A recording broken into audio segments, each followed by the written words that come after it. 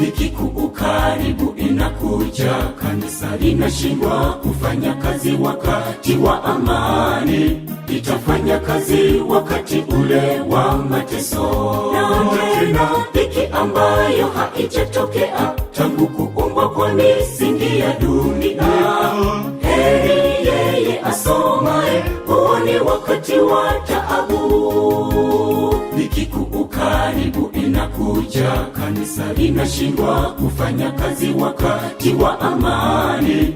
Itafanya kazi wakati ule wa mateso na tena dhiki ambayo haijatokea tangu kuumbwa kwa misingi ya dunia. Heri yeye asomaye, huo ni wakati wa taabu.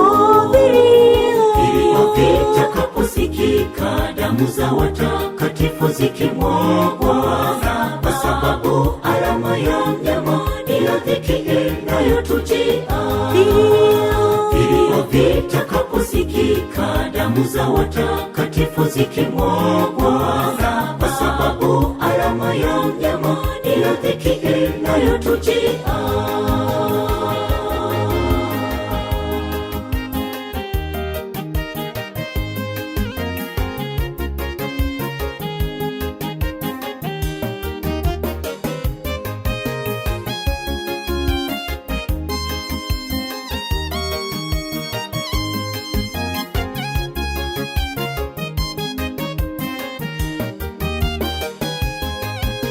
Sheria itakapotangazwa siku moja ya kuabudu, siku ya Jumapili, tutafanyaje kukabiliana na nguvu ile ya mnyama?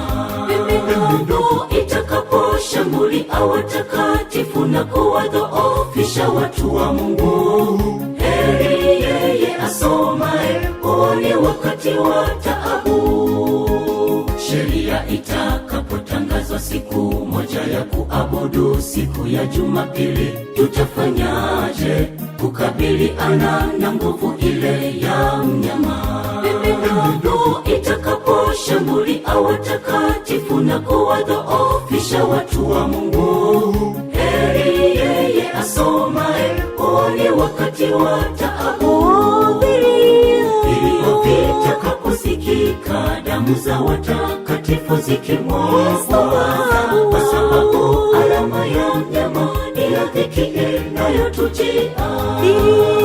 Vilio vitakaposikika, damu za watakatifu zikimwagwa, kwa sababu alama ya mnyama ndiyo dhiki inayotujia.